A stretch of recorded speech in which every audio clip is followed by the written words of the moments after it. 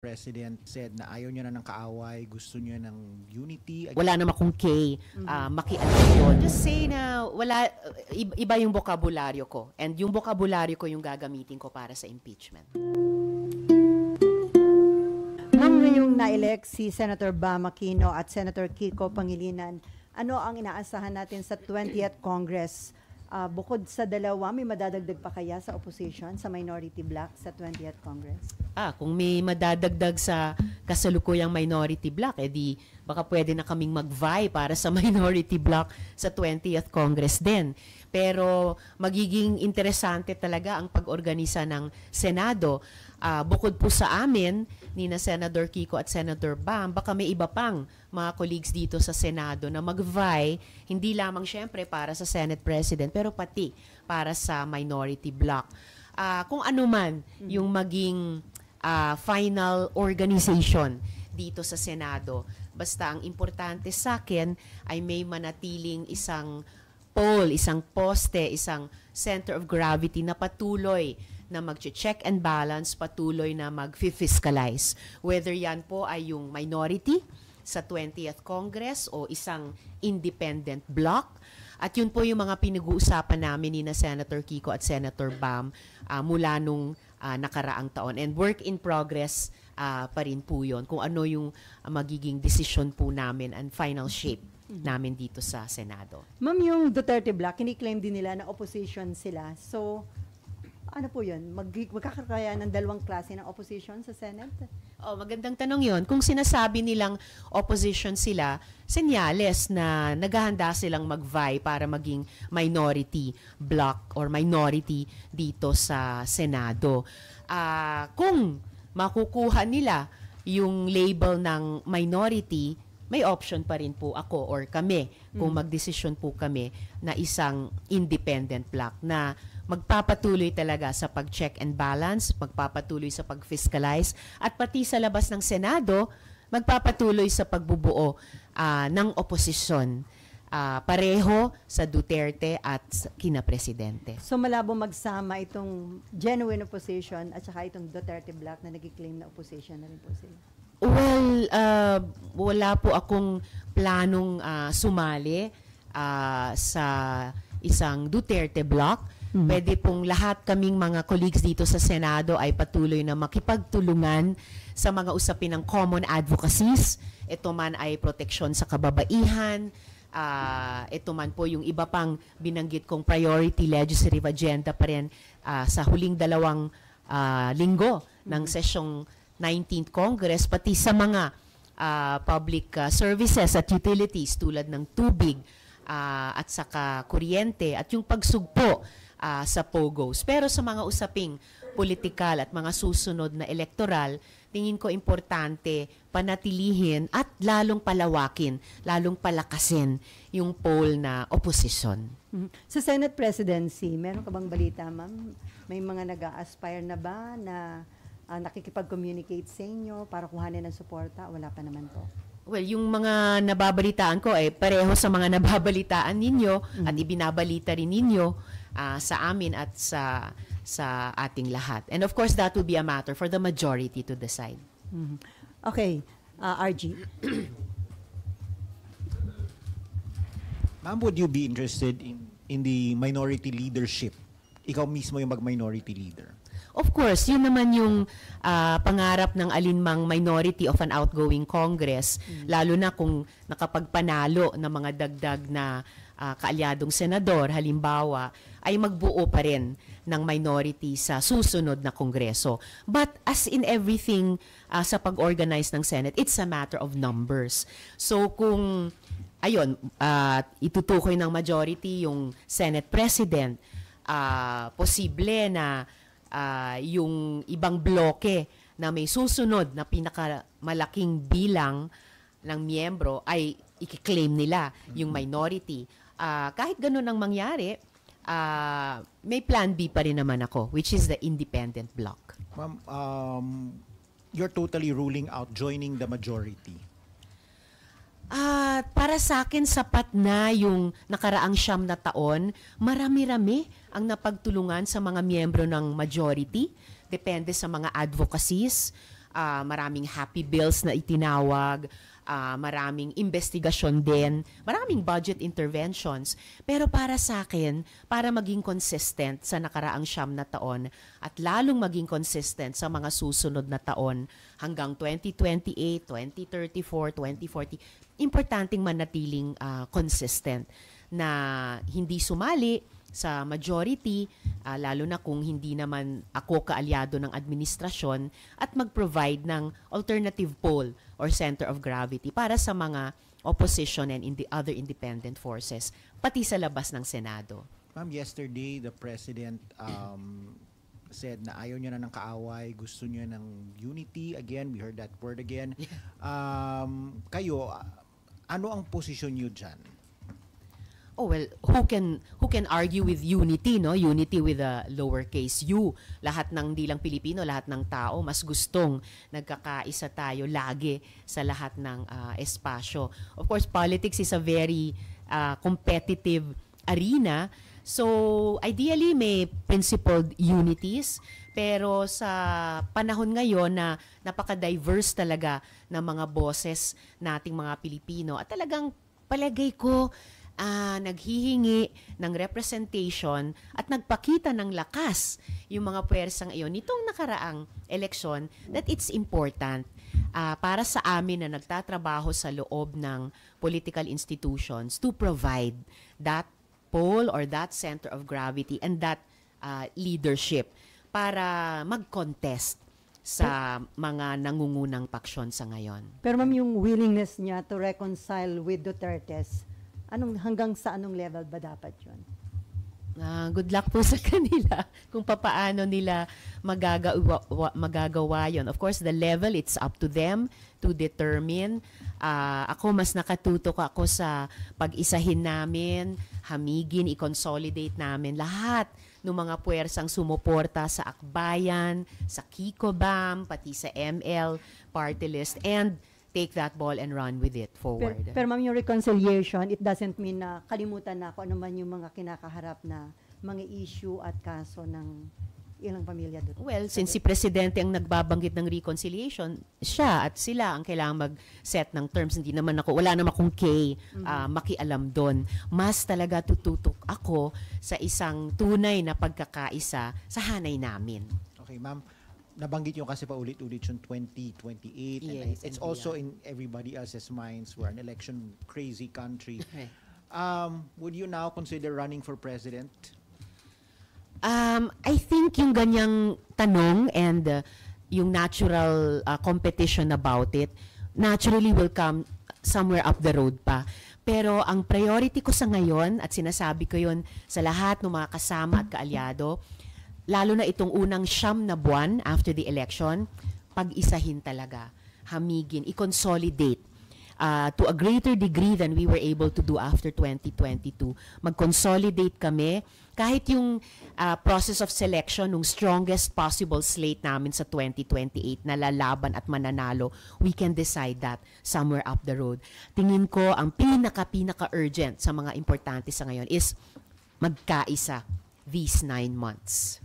Pero ma'am, yung mga resulta ng midterm election, sinasabing parang pwedeng bumalik at lumakas uli yung Pinklawan at Dilawan. Hindi naman nawala ang Dilawan or Pinklawan or Pink. Alam ko parts sila nung naging mga tagumpay namin ngayon at nadagdagan pa namin. So, dynamic siya and growing. At yun yung nagbibigay sa akin ng pag-asa at fighting spirit para sa mga susunod na laban. So, nag-mature na ba yung mga botante natin, ma'am? Oh, I think every day na nabubuhay tayo bilang isang lipunan, nagmamature tayo by force of circumstance, by force of suffering, sa dami ng dinadanas ng mga Pilipino, sa dami ng leksyon na natututunan natin, sa ayaw natin at sa gusto. I think yun yung naghuhugis sa ating mga boto, sa ating mga opinyon, sa ating mga posisyon sa iba't ibang issue. So patuloy kong aasahan yun. And yun yung dapat naming respetuhin and work with sa mga susunod na taon ng pag-oorganisa, pag-eduka, pag-mobilize. Hindi lang tuwing election, but every year in between. Okay, Mayan and then Marlon.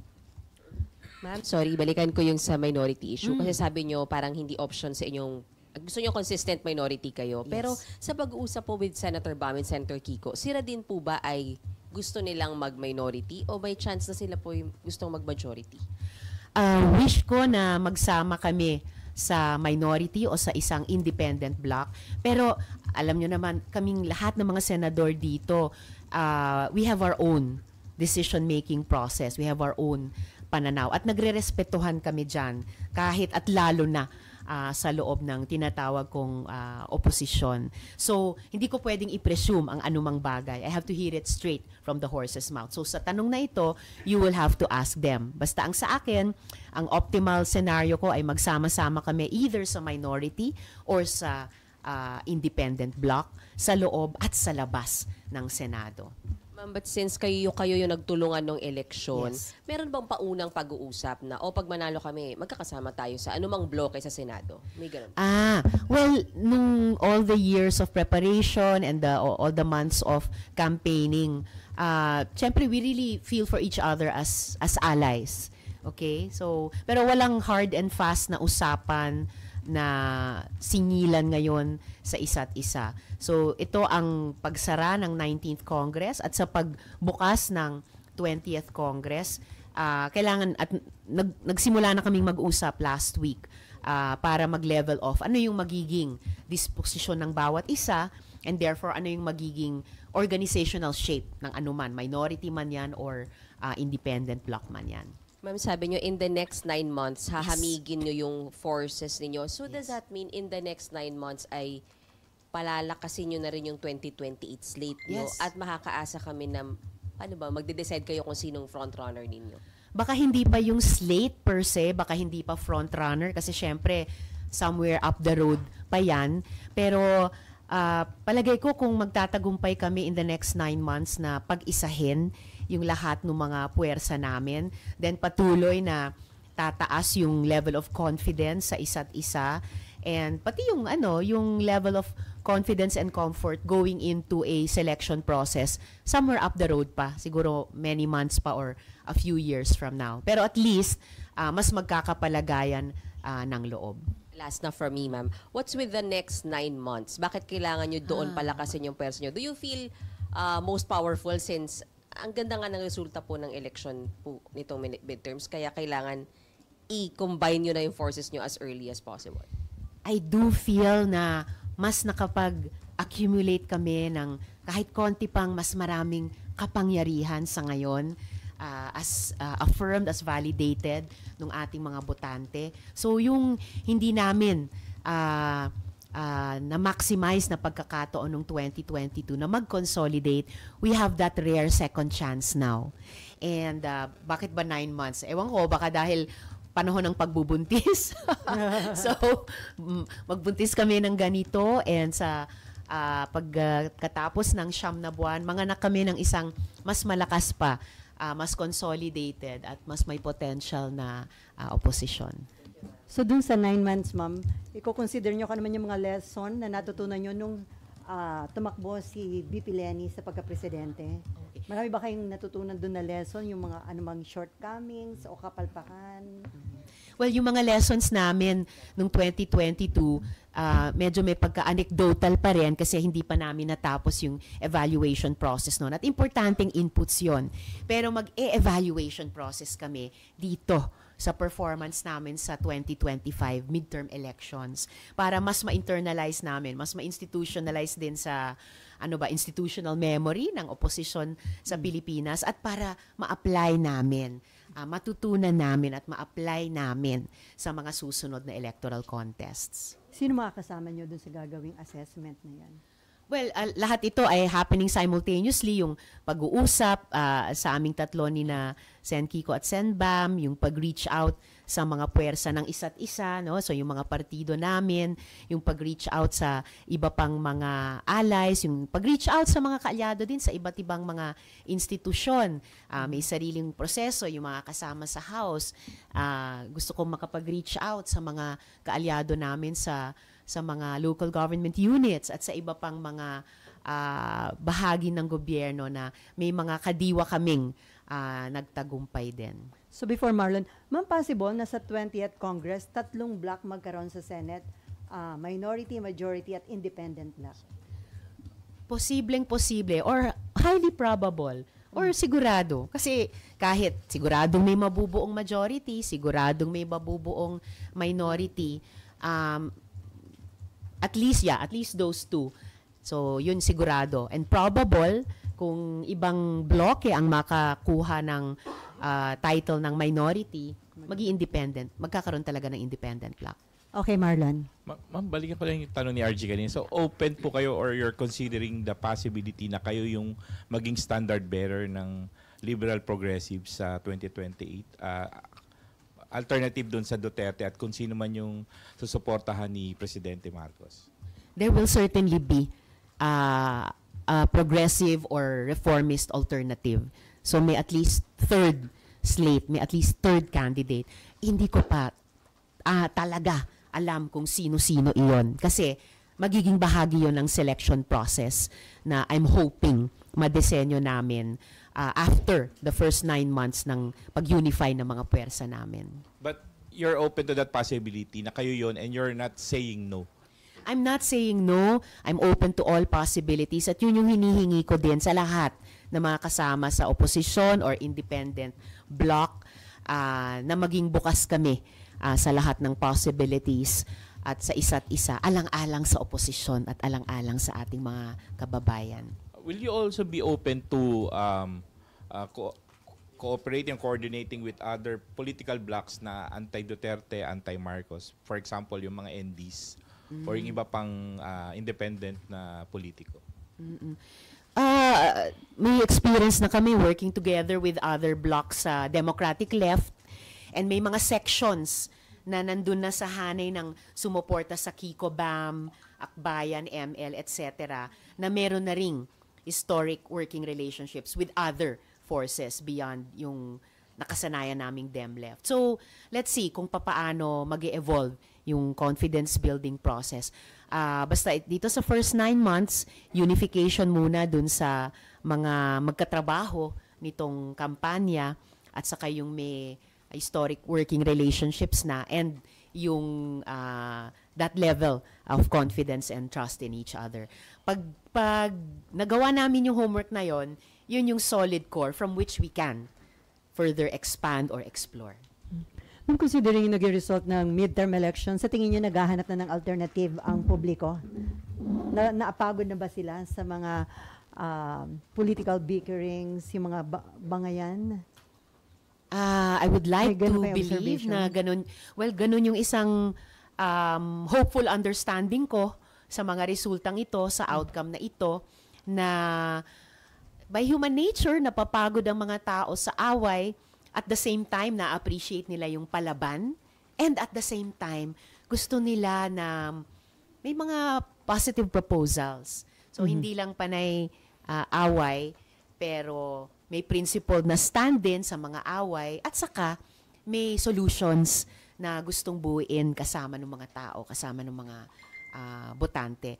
At yun yung gusto kong mas ma-generate namin sa opposition in the next months and years.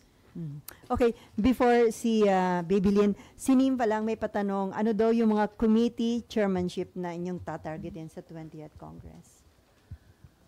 Well, kung may committee chair pa ang at least independent bloc or optimally minority, of course, gusto kong manatiling chair ng Women, Children, Family Relations and Gender Equality Committee. And I think sa mga susunod na taon din, lalong magiging importante yung mga komite na may kinalaman sa ating ekonomiya. Kasi dun talaga patuloy at lalong umaaray at projected na lalong aaray yung ating mga kababayan ang mga usaping pangkabuhayan. Hindi daw target ng grupo nyo yung Blue Ribbon at Agriculture Committee? Wow, wish ko lang. Kung abogado lang ako, wish ko lang makapag-vie para sa Blue Ribbon.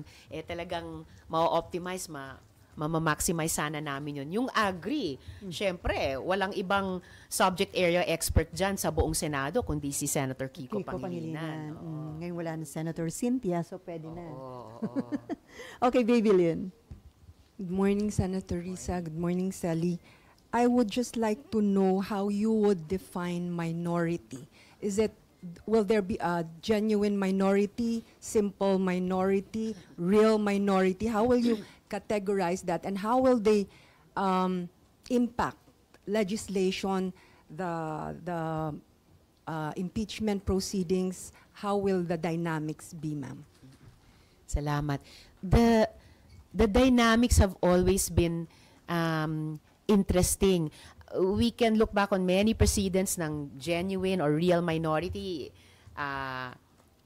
Modesty aside, yung minority kami sa ilalim ni Senator Frank, nung 6 kami, nung 17th Congress, naging 4 kami, nung 18th Congress, still under Senator Frank. And I'm very happy sa nakaraang 3 taon namin bilang minority ni Minority Leader Senator Coco Pimentel, kung saan tulad ng mga nakaraang minorities, nakapagtala din kami ng ilang mga tagumpay by leveraging our small number, by taking sharp positions on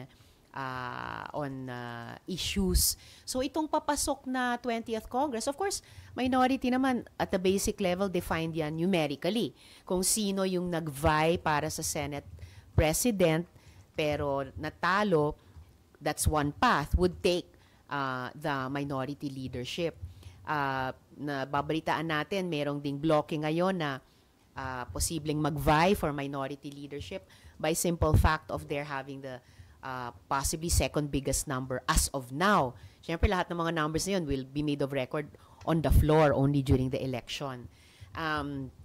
So, yun. And that's why I said na kung may ibang bloke na makukuha yung title ng minority at hindi kami nagaling sa opposition or independent forces, that's why option yung independent bloc.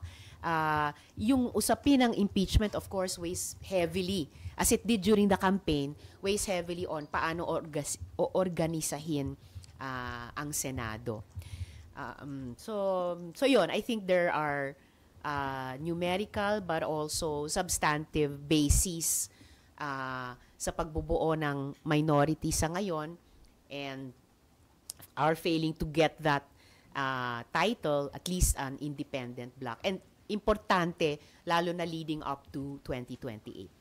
Okay, before RG and Mean, ma'am, kahit na open nga si Presidente na makipag-reconcile kina BP Sara sa mga Duterte, obligasyon niyo pa rin na ituloy itong impeachment trial laban kay Vice President Sara Duterte? Well, obligasyon po ng Senado yan, batay sa konstitusyon, dahil tinransmit ng House yung kanilang articles of impeachment sa amin. And napansin nyo naman, kahit during the campaign, may nasimulan lang ilang preliminary steps. Yung mga simpleng pagpapasukat para sa impeachment robes, maya't maya sumasagot si SP sa mga tanong ninyo tungkol sa impeachment. So, I expect that as a matter of course, ayon sa utos ng konstitusyon, sisimulan na namin yung mga further preliminaries nitong susunod na sesyon. Pero with the new composition daw ng Senate, malaki yung chance na ma-acquit si BP Sara. Do you think so, ma'am? I think tulad sa kasalukuyang komposisyon ng Senado, magiging pahirapan for either side. Ipaglalaban ang bawat boto because we have yet to hear even the first piece of evidence. At doon naman kami babatay at dapat bumatay. Bilang senator judges na exercising neutrality, we have yet to hear the first voice of the first prosecutor to present the first evidence on the first article of impeachment. So kumbaga, nasa genesis pa lang tayo.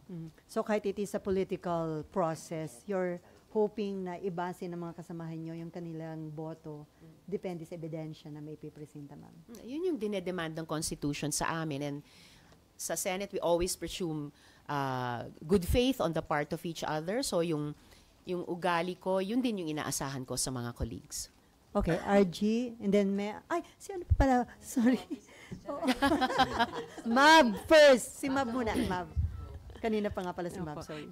Ma'am, going back lang po dun sa Senate presidency, meron na po bang kumausap sa grupo ninyo? Because we have heard na Senator Cheese and former Senator Tito Sotto actually talked to some groups daw po.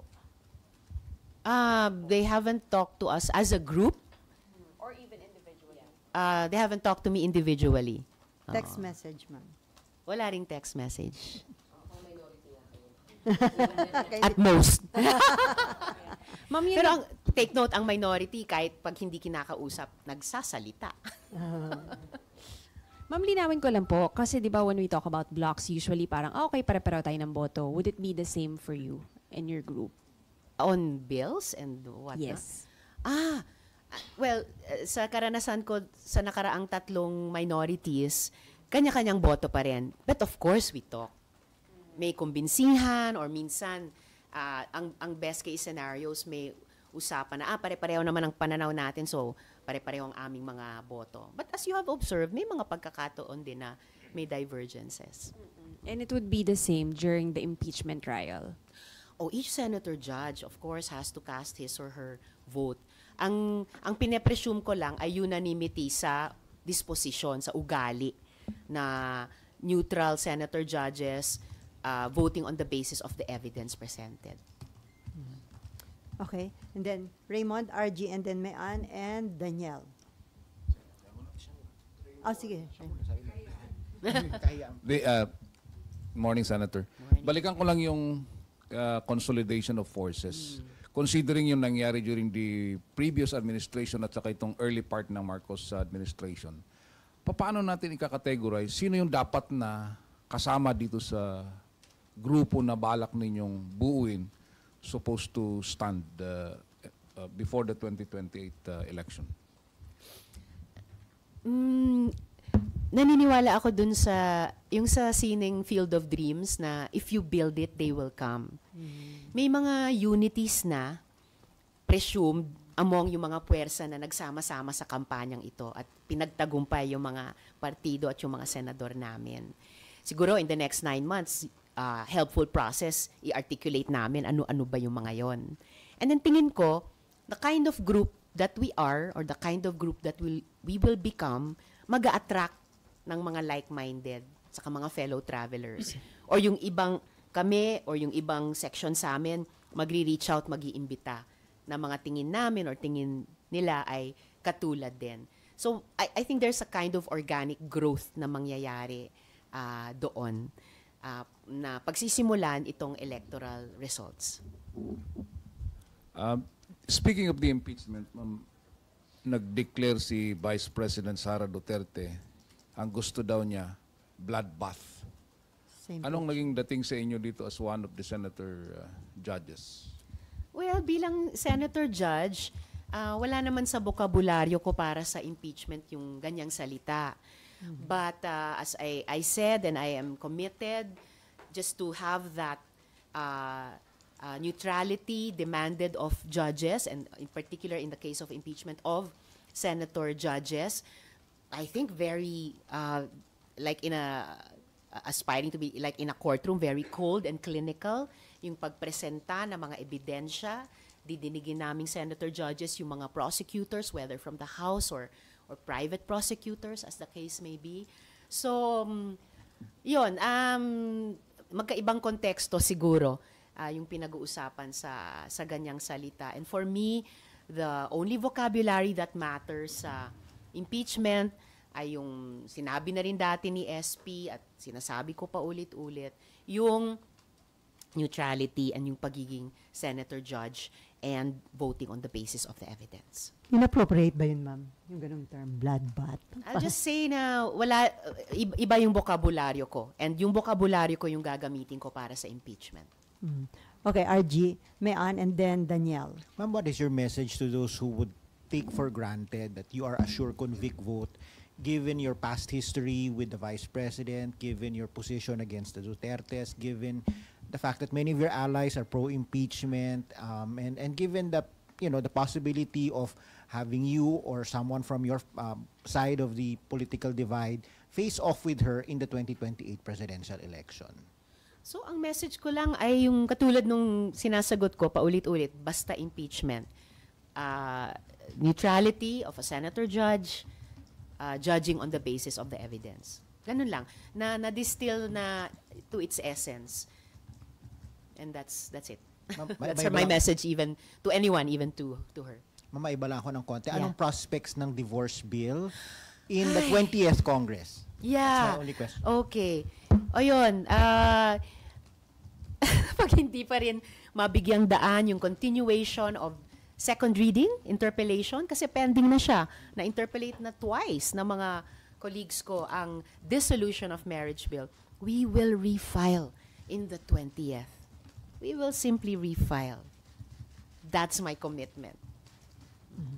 Okay, before Mayan, ma'am, dahil dun sa mga naging issue sa 2025 national budget, according to Malacanang, si Presidente plano na talagang personally i-monitor yung magiging process sa proposed 2026 budget and willing daw siyang umupo kahit sa BICAM. Your comment on that, ma'am? Kahit willing si Presidente, he cannot. He should not. Hindi pinapayagan niya ng konstitusyon. The power of the purse is wielded by Congress and Congress alone, not the executive, not any member of the executive, not even the chief executive. Sapat na yung executive ay magpadala ng national expenditure program sa House. From then on, it is in the legislature's hands and in our hands alone. Paglabas sa BICAM na 2 panel lang ang uupo, saka lang magkakapapel ulit ang Office of the President to either sign or line item veto. Kung as observer, not allowed din, ma'am? Walang papel ang Presidente bilang observer sa BICAM, sa Constitution. Pag ipinilit yan, baka magkaroon pa sila ng problema. Encroachment yun sa inyong power of the purse, ma'am. Baka kasuhan sila or, di ba? I mean, di pa nga out of the woods dun sa mga inireklamo sa kasalukuyang budget namin, 2025. Magdadagdag pa ba sila ng problema sa 2026 budget nila? It's their call. But I think it's wrong. So ano na lang yung dapat gawin para hindi na maulit yung mga nagiging controversy sa approval ng national budget, like dun sa nangyari sa 2025 budget? So, iniintay ko yung magiging desisyon ng Korte Suprema sa inihain ng kaso. May mga proposed reforms, budget reforms na magaganda na inihain, halimbawa ni Senator Ping Lacson. Maraming long-standing proposals sa budget reforms, yung mga budget reform advocates, na yun ang mas unahin dapat naming i-consider at isagawa kaysa papasukin si Presidente sa BICAM. Okay, Mayan. Ma'am, actually yung sa bloodbath din yung tanong ko. So, kayo po muna, how are you preparing or prepared na po ba kayo to be a senator judge for the upcoming impeachment? I am preparing with my Legis team. We will be consulting with some additional colleagues of theirs from the legal profession. Paano talaga mag-engage ng matalas saka epektibo sa impeachment process. Yung sinasabi ni VP Sara na gusto niya or expecting siya ng bloodbath, are you also expecting na matindi yung bakbakan pagdating ng impeachment trial? Especially because no less than Attorney De Lima po ay isa sa mga prosecutors at isang lawyer. Well, I'm expecting matindi ang bakbakan sa ipepresent na mga ebidensya. And I'm actually very excited sa process. Unang pagkakataon itong magiging senator judge ako. I've observed trials in courts before. I've been a witness in an impeachment trial before, but first time kong magiging senator judge. So ganyang ka-importante at kabigat para sa akin ito at ganyang kaseryoso kong pinaghahandaan at paghahandaan. Sana lang, ma'am, believer kayo, ma'am, na pwede talagang tumawid ng diretsyo sa kabilang kongreso kasi may mga senators that they believe na kung yung simpleng bill nga nire-refile, ano pa ba yung impeachment complaint kapag tumawid to another congress na kailangan din daw i-refile. Kayo po, believer kayo na pwede talaga siyang tumawid? Based on yung mga legal opinions na nabasa ko na, sumasang-ayon ako na pwedeng tumawid. Besides, ang impeachment process, hindi naman siya legislative process tulad ng pagdinig at pagpasa ng mga panukalang batas.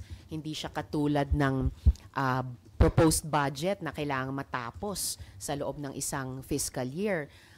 Hindi siya simpleng resolution din na iniimbestiga. Sabi nila, sui generis yan. And kaya naniniwala ako sa mga legal opinions na nabasa ko na pwede siyang tumawid. And I fully expect na yun yung mga ma-uphold pag nag-resume kami ng session at bubuin namin yung rules para sa impeachment trial na ito. Ma'am, sorry, isa pa pala. Sa Prime Water, kailan po mangyayari yung inyong Senate inquiry? Do we expect itong June or sa July na? And hindi ba medyo awkward na syempre si Senator Camille Villar po ay makakasama nyo dito? Mas awkward kung tulad ng ipinanawagan ng maraming nagrereklamo sa kanilang water service. Hindi lang sa Prime Water, pati sa dalawa pang pinakamalaki. Unfortunately, pinakamaraming reklamo dumating sa media at sa opisina ko on Prime. Mas awkward kung hindi kumilos ang Senate doon. So, pag-resume namin sa Hunyo, inaasahan kong ma-refer siya sa proper committee, and like every other resolution, ifo-follow up ko sa chair na ma-schedule nila ng pagdinig. Kahit isang hearing lang muna ngayong patapos na 19th Congress. So, Committee on Public Services, ma'am, headed by Senator Raffy Tulfo. Yes, hiniling ng resolution ko sa Committee on Public Services ito i-refer. So, ifo-follow up ko si Sen. Raffy kung pwedeng magkaroon ng kahit isang hearing muna. Okay, Daniel. Hi ma'am, 2 questions lang po. Ma'am, yung sa composition po ng 20th Congress, nakikita nyo ba na mas may chance na yung mga sabihin natin yung medyo controversial na bill like yung SOGI bill tsaka yung anti-teenage pregnancy? I really hope na the 20th Congress will finally be, magiging 10th Congress na yata yan na i-refile ang SOGI Equality Bill will finally be the Congress to pass the SOGI Equality Bill into law.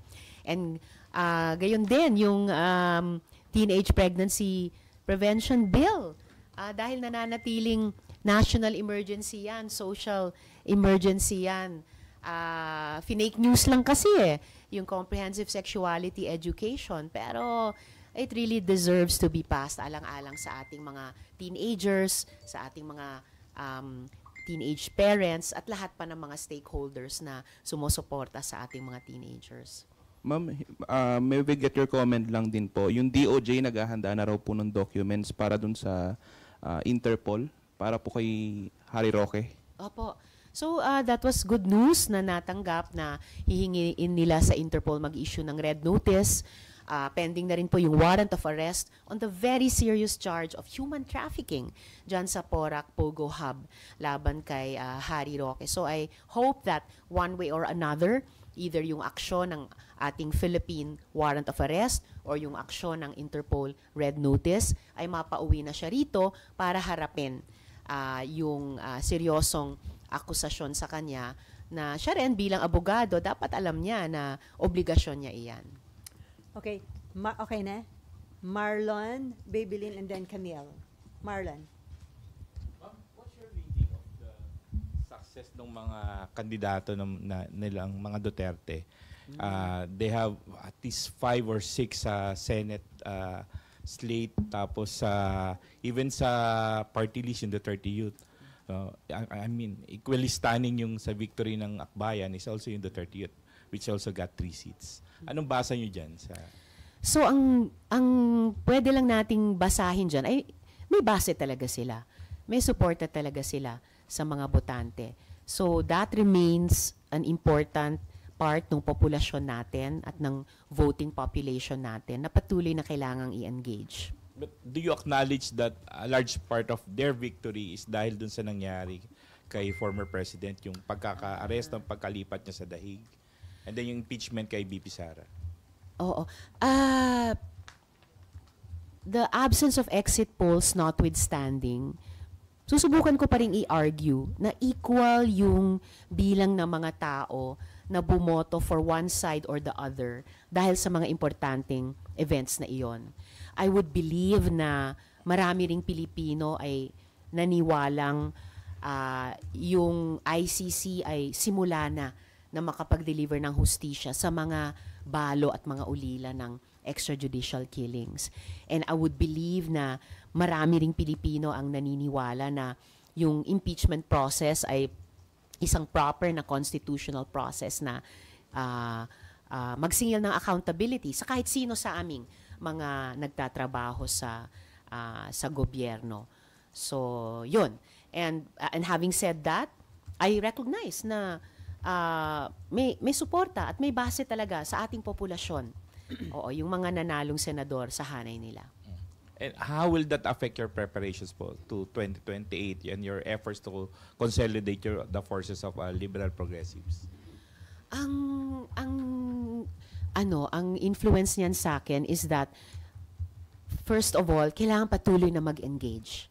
Never na putulin yung komunikasyon, never na putulin yung engagement, even on some difficult issues. And nabanggit natin kanina yung ekonomiya. Tingin ko pa rin, as I think shared with you after 2022, sino man ang binoto na presidente noong 2022, sino-sino man ang binotong mga senador, lahat ng mga Pilipino ay umaaray, lalo na sa mga economic issues. So I think yan yung isang mayamang larangan ng engagement pa rin, pakikipag-usap sa isa't isa, pakikinig sa isa't isa across the different blocks and also leading towards 2028. Isa lang medyo off topic. No? Ma'am, recently ang daming mga scam hubs pa rin, no? Mga Yes. remnants ng Pogo na nare-raid outside of Metro Manila, Cebu, in some Davao provinces. Ma'am. Are you alarmed na may mga ganyan pa rin na despite yung paulit-ulit din na warning coming from the President and PAOK regarding these elements? Oo, nakaka-alarm talaga. And we raised that warning sa simula pa lang. Katapusan nung nakaraang taon, meron ng Pogo ban na in-announce nung SONA.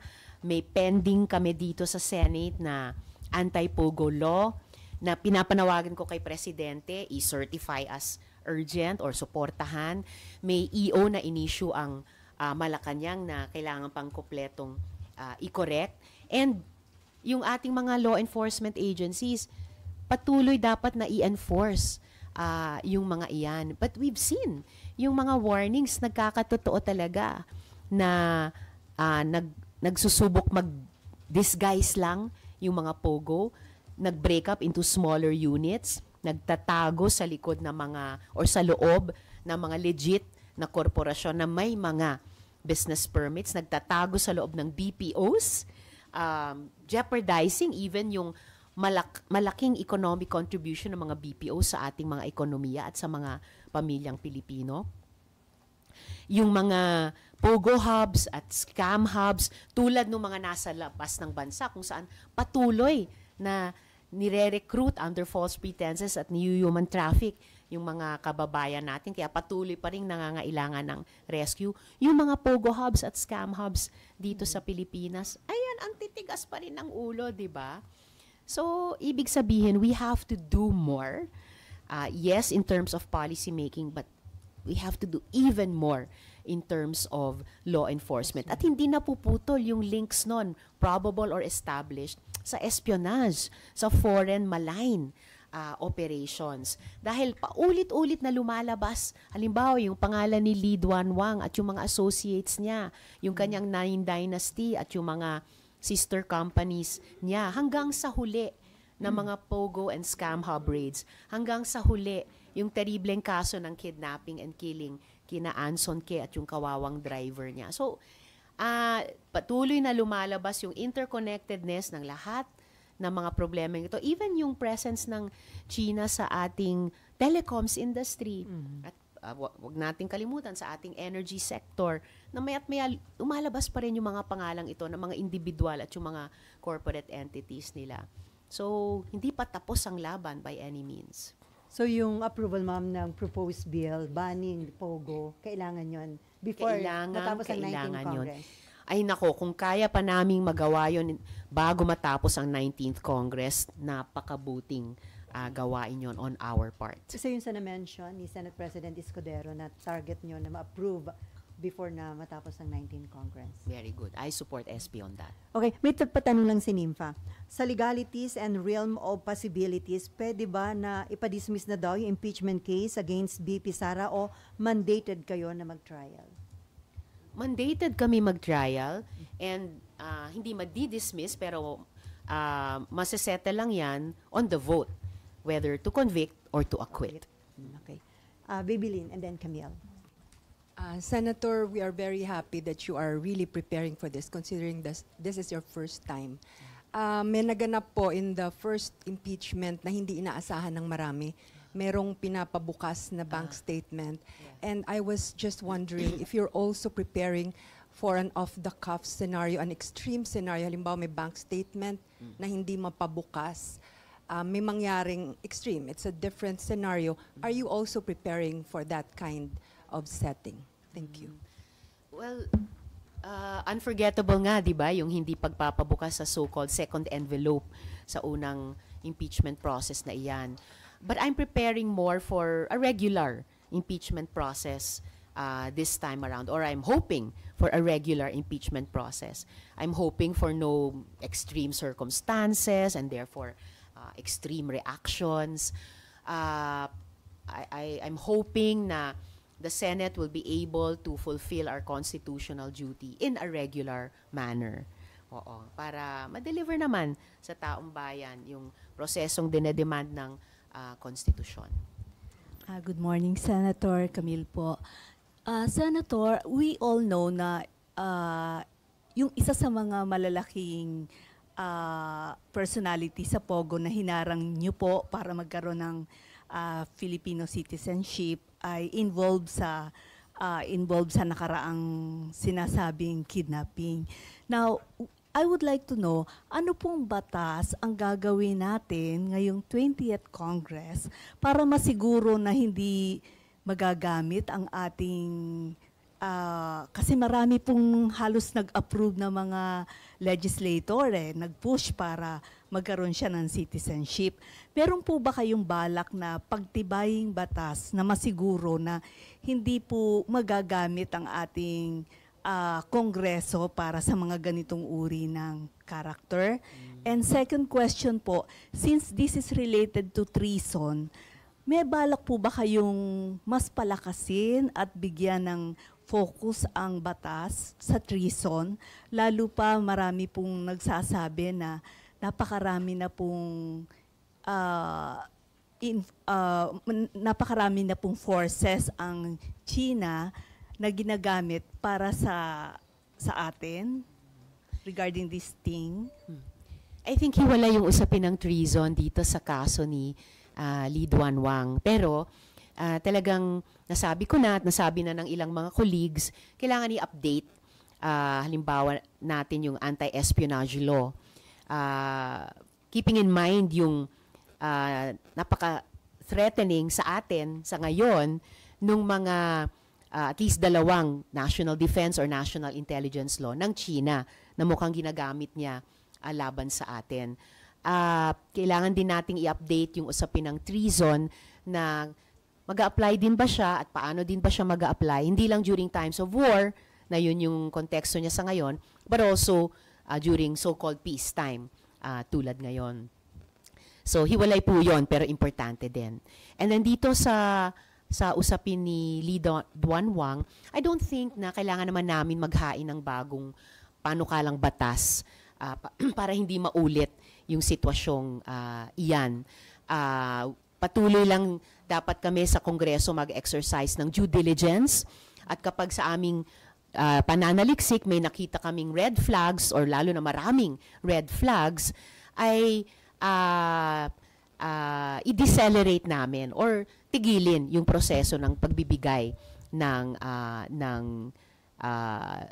citizenship sa ganyang kaduda-dudang klaseng tao.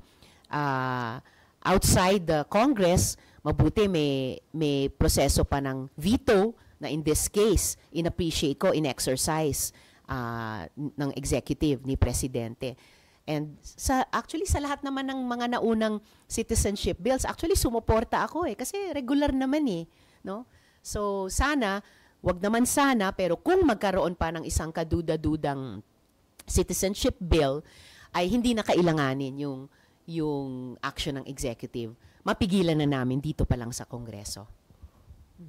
Ma'am, considering yung mga challenges at mga developments globally, ano sa tingin niyo ang dapat maging priority ng Senate sa 20th Congress? Kaya sa minority, meron na rin ba kayo napag-usapan? Ano yung... Hindi pa namin napapasukan yan in depth, pero well, salamat sa tanong kasi nabanggit ko kanina, di ba, yung gusto naming pumihit sa temang It's the Economy, Stupid. Talagang nitong huli, nawindang yung buong mundo, pati bansa natin, pati rehiyon no, ng ASEAN, sa mga tariffs, bagamat sinuspinde at bahagyang inatras ng Estados Unidos. So I think that presents challenges not just to us nationally, itatanong ko pa nga sa executive sana noon, ano bang plano nyo dyan? Kasi nagsisimula na rin kaming magbuo ng mga legislative proposals kaugnay ng ating tariff system dito sa Pilipinas. But I think yung recent trauma na yan also presents challenges for ASEAN. So bukod sa nire-raise nating mga Pilipino sa ASEAN kaugnay halimbawa ng Myanmar o dati ng East Timor, di ba? At saka tungkol sa West Philippine Sea at South China Sea, meron din bang regional economic, specifically tariffs response na pwedeng pag-usapan ng mga ASEAN countries? Kahit magkakompetensya din naman tayo sa usapin ng ekonomiya at saka sa tariffs, is there any area of cooperation possible, whether as a regional formation o dun sa sinasabing mga mini-laterals between two countries at a time within the ASEAN? And then last on my part, ma'am, kahit itong si former Presidential Legal Counsel Panelo, naniniwala na si Harry Roque is not a victim of political persecution. Kaya parang ang kanyang advice sa kanya, come home and face your charges. O yun na nga, come home na daw. Yun na lang din ang inyo. Ewan ko sa kanila. Pero once in a rare while, sumasang-ayon ako sa sinasabi ni Panelo. So, dapat umuwi na si Attorney Roque. Ha? Pero, umayon kay Panelo. Okay, no more? Ay, meron pa, habol pa? Okay. Yeah. Ma'am, nasabi nyo kasi yung economic cooperation siguro. Do you think, and is it high time for you, for instance, to file a proposal or anything of that sort for an ASEAN single currency? Do you think it's high time? Di ko pa naisip yan. Ang interesting conversation do kasi in different parts of the world pinag-uusapan na dollar pa rin ba yung gold standard? Di ba yung BRICS? Nag-assert ng mga currencies din nila, lalo na yung yuan. May mga anecdotal, may mga anecdotes, halimbawa na sa sections ng coffee industry sa Thailand, nire-require na mag-transact pati yung mga foreign buyers in baht. Mga ganon. So, interesting. I don't know what our Bangko Sentral thinks about that. Pinag-uusapan na ba ng mga central banks ng ASEAN yan? Paano i-reconcile or i-convert in a fluid way between currencies if ever. Siyempre yung symbolism din no, napaka-powerful, 'di ba? Na hindi na yung dollar yung standard all over the world, and sumasabay sa medyo radical na pag-iiba din ng stance niya sa global affairs, 'di ba? So maybe it's to be expected na kasunod nitong mga global shifts ay itatanong din yung usapin ng currency. But siguro kung pag-usapan naman ng mga ASEAN governments yung single currency, pag-usapan na muna nila yung suporta sa peoples of Myanmar sa kanilang napakahirap na sitwasyon sa ngayon.